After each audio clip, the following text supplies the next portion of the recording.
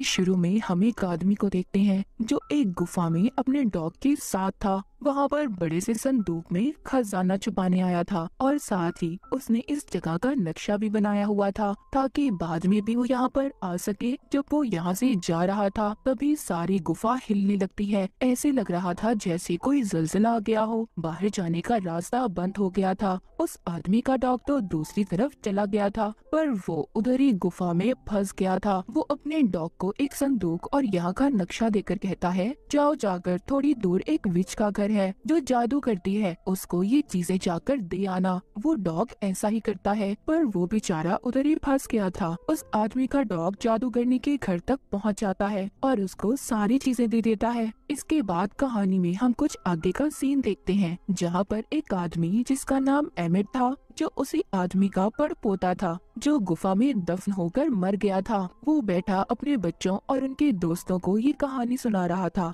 कि कैसे उसके दादा ने इस गांव में खजाना छुपा कर रखा हुआ है। पर यहाँ पर हमें पता चलता है एमिट के बेटे का जो दोस्त था उसके अंकल से उसने कुछ पैसे लिए हुए थे। वो आदमी अब एमिट से उधर ही पैसे लेने आ गया था और साथ ही बहुत सारा इंटरेस्ट भी मांग रहा था। वो एमिट को नोटिस देता है कि 5 दिन के अंदर अंदर उसे उसके सारे पैसे लौटाने होंगे। अगर उसने ऐसा ना किया तो उसका घर और फार्म जब्त कर लिया जाएगा। वो आदमी सब कहकर चला जाता है। उसके जाने के बाद कुछ लोग एक गाड़ी में एमिट के दादा का कुछ सामान लेकर आते हैं जो मरते हुए वो एमिट के नाम कर गए थे। उसको एक बड़ा सा बॉक्स दिया जाता है जिसको एमिट देखकर बहुत खुश होता है। वो ये सोच रहा था कि शायद उसके अंदर बहुत सारे पैसे होंगे जो हमारे काम आएंगे और मैं अपना सारा कर्ज वापस कर दूंगा। लेकिन जब वो उस बॉक्स को खोलता है तो उसमें एक डॉग था जिसको टिम्बर कहकर बुलाया करते थे। वो उसको अपने बच्चों को देकर अपनी दोस्त के साथ शहर की तरफ काम के सिलसिले में चला जाता है ताकि वो कुछ पैसों का बंदोबस्त कर सके और अपनी बड़ी बेटी को ये जिम्मेदारी देता है कि तुमने सब बच्चों का ख्याल रखना है। एमिट का बेटा उसके दोस्त की बेटी के साथ उस बॉक्स को उठाकर अंदर लेकर आता है जिसमें टिम्बर था। उसको उस बॉक्स में से अपने डैड के दादा की तस्वीर और एक नक्शा मिलता है जिसको उसके दादा ने गुफा में छुपाया था। एमिट का बेटा बहुत खुश होता है और सोचता है कि खजाने वाली बात बिल्कुल सच है। अब वो उस खजाने को ढूंढने का फैसला करते हैं। तभी उसकी बड़ी बहन आती है और कहती है, मैं पार्टी में जा रही हूँ, तुम प्लीज घर पर रहना और घर से बाहर मत जाना। उसके जाने के बाद दोनों बच्चे अपनी जरूरत का कुछ सामान लेते हैं और साथ ही अपने डॉग को भी लेकर उस खजाने की तलाश में निकल जाते हैं। वो सबसे पहले उसी गुफा में जाते हैं जो हमने कहानी के शुरू में देखी थी। उधर ही उनको जमीन पर कुछ नजर आता है। जब ये वहाँ से मिट्टी हटाते हैं तो उधर उन्हें एक बॉक्स मिलता है। एमिट का बेटा उसके गले में जो चाबी थी जो उसके डैड ने दी थी, उससे वो छोटा बॉक्स खोलने की कोशिश करता है पर उस चाबी से वो बॉक्स नहीं खुल रहा था। तभी उसे अपने डैड के दादा का डॉग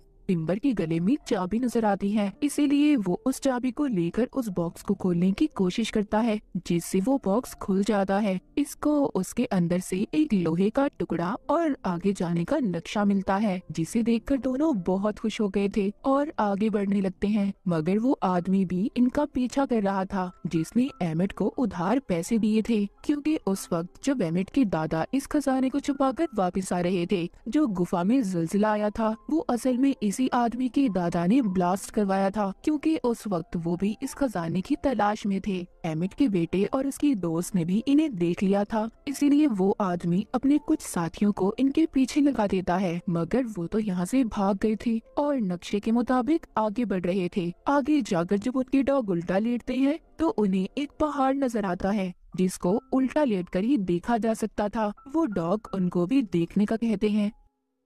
एमिट का बेटा और उसकी दोस्त जब ये देखते हैं तो उन्हें भी वो पहाड़ नजर आ जाता है। जब ये थोड़ा सा आगे जाते हैं तो उन्हें आगे जाकर एक सोने का सिक्का मिलता है जिसको देखकर दोनों बहुत खुश हो गए थे। ये अब सोचते हैं ये दोनों बिल्कुल सही रास्ते पर हैं। थोड़ा सा आगे जाकर इनको एक पत्थर दिखाई देता है जिस पर लिखा था कि अगर आगे खजाना लेना चाहते हो तो तुम्हें उसी तरफ जाना होगा जिस तरफ वो पहाड़ इशारा करता है। वहाँ जाकर तुम्हें बहुत सारा सोना और निशान भी मिलेगा। अब ये दोनों और इनके डॉग्स पानी में तैरकर दूसरी तरफ जाने लगते हैं। वहाँ पहुंचकर अब ये बहुत ज्यादा थक गए थे। इनको थकावट के साथ साथ भूख भी लगी थी। वो सोचते हैं कि क्यों ना मछलियाँ पकड़कर पका ले, क्योंकि अपने साथ ये खाने पीने का कोई सामान नहीं लाए थे। उधर उनके डॉग लकड़ियाँ जमा कर रहे थे, तभी उन्हें एक सुराख नजर आता है। उधर घर में एमिट की बड़ी बेटी वापस आ गई थी, जो अपने भाई को जब नहीं देखती तो बहुत ज्यादा परेशान हो जाती है। घर में एमिट अपनी दोस्त के साथ आ गया था। वहाँ आकर जब ये बच्चों का पूछते हैं तो एमिट की बड़ी बेटी झूठ बोल देती है कि वो अपने दोस्त के घर गए हैं। इधर एमिट का बेटा जो अपनी दोस्त के साथ खजाने की तलाश में था, उन्हें जंगल में एक सुराख मिलता है जिसमें इन्हें एक घंटी और कुछ पुरानी चीजें मिलती हैं। उस घंटी पर कुछ लिखा हुआ था। एमिट के बेटे की दोस्त उसे समझाने लगती है। उसको पता चल चुका था। वो कहती है ये हमें आगे जाने का रास्ता बताएगी। तभी उधर एक भेड़िया आ जाता है,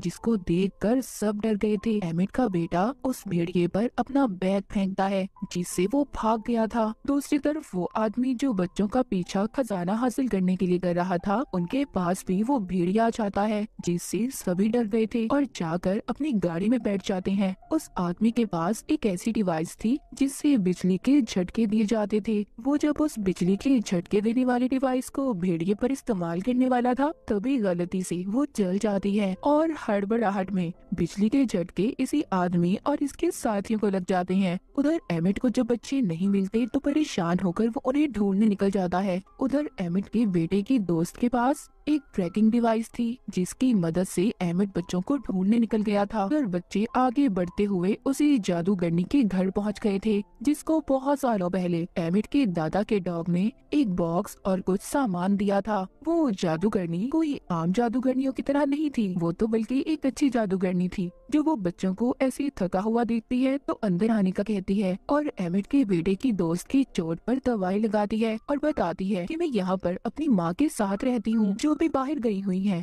एमिट का बेटा जब अपने बारे में बताता है तो जादूगरनी कहती है उसके डैड के दादा का नाम लेकर, क्या तुम उन्हें जानते हो? वो कहता है हाँ, वो मेरे डैड के दादा थे। तभी वो जादूगरनी उसको एक बॉक्स देती है, जो बहुत सालों पहले उसके डैड की दादा का डॉग इन्हें देकर गया था। वो बताती है कि मेरे खानदान के लोगों ने इसे संभाल कर रखा था और अगर तुम उनके रिश्तेदार हो तो तुम इसको ले सकते हो। एमिट का बेटा अब उस बॉक्स को अपने गले में लटकी चाबी से खोल देता है, जिसमें से उसे एक छोटी कुल्हाड़ी और आगे का नक्शा मिलता है। बच्चे जब बाहर देखते हैं तो उधर वही आदमी आ गया था जो इनका पीछा कर रहा था, मगर वो जादूगरनी अपने घर के खुफिया रास्ते से उन बच्चों को घर से बाहर जाने का रास्ता दिखाती है। तभी उसी जादूगरनी के दरवाजे पर वो आदमी भी आ गया था जो बच्चों का पीछा कर रहा था। वो जादूगरनी से पूछता है कि बच्चे कहाँ पर हैं, जिस पर वो झूठ बोलती है कि वो नहीं जानती कि बच्चे कहाँ पर हैं। वो आदमी इसको अपनी बिजली के झटके देने वाली डिवाइस दिखाकर डराता है,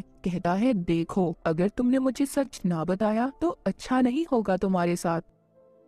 उधर बच्चे अपनी आखिरी मंजिल की तरफ पहुंच गए थे, पर वहाँ पर एक झरना था और आगे जाने का कोई रास्ता नहीं था। लेकिन अचानक ही उधर उनके डॉग को जमीन पर कुछ निशान दिखाई देते हैं, जो शोर करके उनको अपनी तरफ बुलाते हैं। वहाँ निशान में एक छोटा लोहे का टुकड़ा, घंटी और छोटी कुल्हाड़ी रखने के निशान बने हुए थे। जो चीजें इनको अब तक मिल चुकी थी, उन चीजों को उधर लगाते ही पत्थरों के दरमियान एक रास्ता बन जाता है, जिसे देखकर वो बहुत खुश होते हैं। तभी उधर वही आदमी भी आ गया था जो इनका पीछा कर रहा था। वो कहता है शुक्रिया मेरे बच्चों, खजाने को ढूंढने के लिए। जब वो उस रास्ते पर जाने वाला था, तभी उस गुफा से बहुत सारे चमगादड़ बाहर निकल आते हैं, जिससे सबका ध्यान भटक गया था। इस बात का फायदा उठाकर एमिट का बेटा उन सब चीजों को निकालकर अपनी दोस्त और डॉग्स के साथ अंदर चला जाता है, जिसके जाते ही रास्ता बंद हो गया था। वो अंदर आकर इधर उधर खजाना ढूंढने लगते हैं। ये वो ही गुफा थी जहाँ पर एमिट के दादा ने खजाना छुपाया था। ये सब ट्रॉली में सवार होकर आगे बढ़ने लगते हैं। बाहर वो आदमी जो खजाने का पीछा कर रहा था, वो बॉम्ब को ब्लास्ट करके रास्ता खोल लेता है। तभी बॉम्ब के फटने की आवाज एमिट भी सुनता है। वो भी उधर पहुँच चुका था। अंदर गुफा में एमिट के बेटे को वही संदूक मिल जाता है, जो एमिट के दादा ने छुपाया था। वो जब उसको खोलते हैं तो उसमें सिर्फ हड्डियां थी। वो सोचते हैं कि मेहनत करने के बाद भी हमें सिर्फ ये पुरानी हड्डियां मिली, क्या फायदा हमारी इतनी मेहनत का। पर टिम्बर को उधर सोने की एक हड्डी मिलती है। जब वो थोड़ा सा आगे जाकर देखते हैं तो वहाँ पर बहुत सारा सोना था। उनको अपनी आंखों पर यकीन नहीं आ रहा था कि उन्होंने खजाने को ढूंढ लिया। लेकिन उधर वो आदमी जो खजाने की तलाश में था उधर आकर सबको पकड़ लेता है। उधर ही जादूगरनी का डॉग भी आ गया था जो उस आदमी पर हमला कर देता है। तभी सारे डॉग उसके बाकी साथियों पर भी हमला कर देते हैं। तभी एक आदमी का हाथ वहाँ पर लगे हुए बॉम्ब पर गलती से पड़ जाता है जिससे वो जलने लगते हैं। पूरी गुफा हिलने लगी थी। सब लोग जल्दी जल्दी बाहर आ जाते हैं। बाहर आते ही वो आदमी जो खजाने के पीछे था सबको कहता है ये खजाना मेरा है और बिजली के झटके देने वाली डिवाइस से भी डराता है। तभी एमिट के बेटे की डॉग्स उस पर हमला कर देते हैं। वो डिवाइस गलती से ऑन हो जाती है। उसके चलते ही उसे और उसके साथियों को झटके लगने लगते हैं जिस पर सब हंस रहे थे। लेकिन एमिट अभी भी परेशान था क्योंकि उस खजाने तक जाने का रास्ता बंद हो गया था। वो सोचता है अब तो उसे 5 दिन बाद अपना घर खाली करना ही पड़ेगा। पर तभी उधर टिम्बर सोने की हड्डी लेकर आता है। अब उनको कहीं पर भी जाने की जरूरत नहीं थी। एमिट सोचता है कि इसको बेचकर तो उन्हें बहुत सारे पैसे मिल सकते हैं जिससे उनका घर भी बच जाएगा। मूवी के आखिर में दिखाया जाता है कि एमिट के बेटे को एक जानवर के कंकाल में से एक और खजाने का नक्शा मिलता है जिसको देखकर ये बहुत खुश होते हैं और फैसला करते हैं कि इस खजाने को भी ये ढूंढेंगे। इसी हैप्पी एंडिंग के साथ ये मूवी यहीं पर खत्म हो जाती है।